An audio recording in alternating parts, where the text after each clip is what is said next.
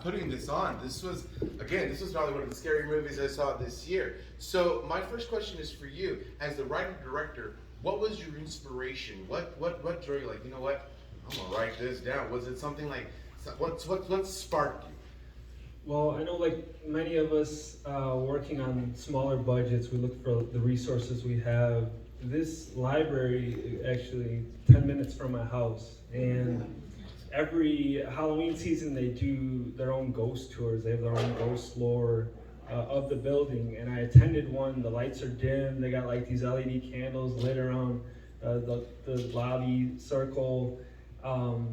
They had fun ghost stories. This guy like came out and read The Bells by Edgar Allan Poe with like this like stereo system that was like too loud, of this bell like tolling, and it just created such a memory for me.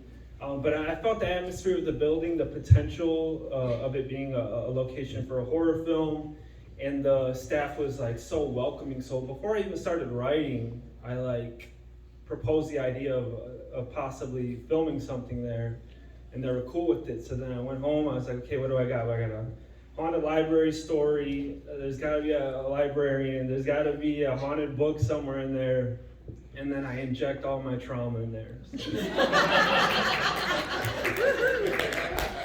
That seems to be the going theme, but making trauma the monster the trauma part of integral stuff like that.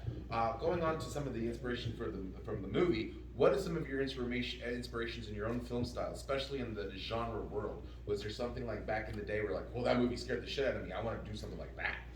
Yeah, I know like a lot of people who work in found footage, they've had experiences with like seeing the Blair Witch for the first time, and that was my experience. I was 10 years old, saw it at the theater and thought it was real for the longest time. And yeah, I went on for years believing that I lived in a world where there's this witch in this woods, and I just had this like magic to it.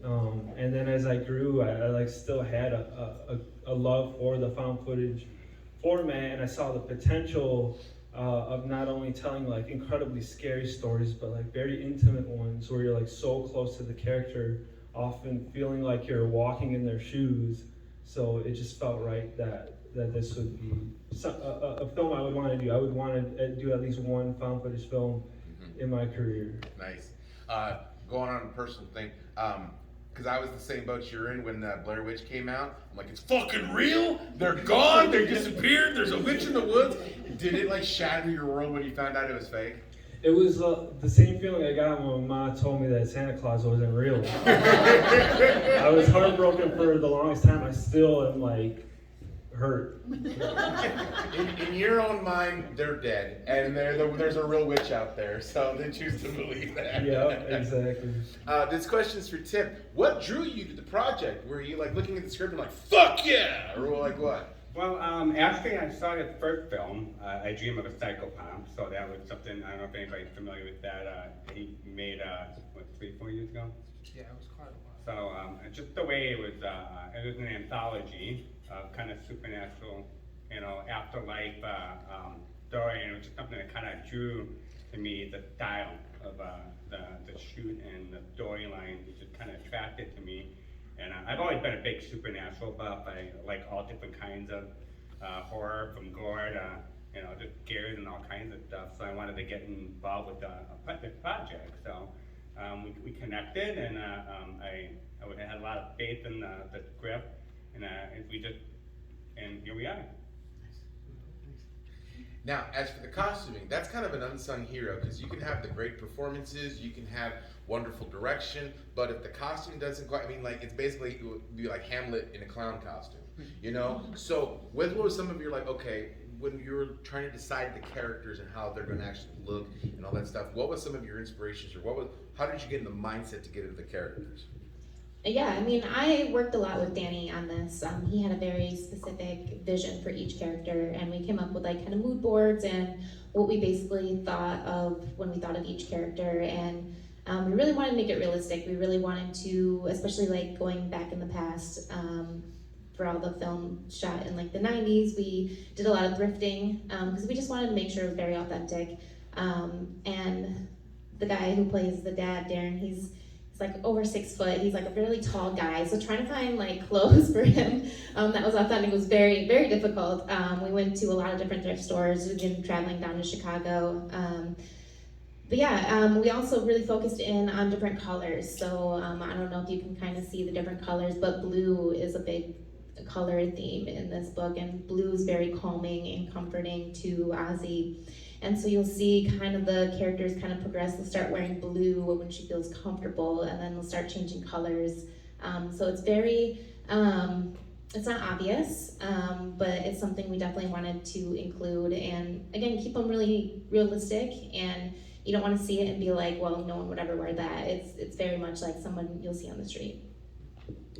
A common misconception to a lot of the general audience is that found footage movies are a lot easier to do, you know, but that is absolutely the opposite of what to do. So this is for both, actually everybody. What was some of the challenges when filming a found footage ghost story? What was some of the ones, the hurdles you're like, yeah, we can do it, and so, or something like along those lines?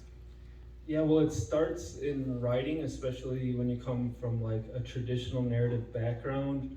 You realize like how many restrictions there are to write a film that's like purely diegetic, with cameras that exist in the world, and every sound you hear exists in the world. You know, we didn't have any music, so we had to use like sound design elements to kind of like push further certain feelings and emotions that the score would have done. But yeah, it's like trying to find how to like make it continuously like interesting, and that's why I chose to use multiple formats. You know, we got like the video journals, screen life, you know, the surveillance stuff. Just having as many options, as many tools in the kit to kind of tell the story, but also make it interesting. And on top of that, making it very realistic without being forced. So Right. that was definitely a challenge. Mm-hmm. Yeah, those characters felt real. You know, you weren't dealing with mad scientists or crazy exorcists or something, but they felt like real people with real struggles in a real crazy, creepy library. So before we go, we're going to continue. I would like to throw it to the audience. Does the audience have any questions? We're one right there. All right, being a guy who grew up in northern Indiana and Chicago area, I heard, and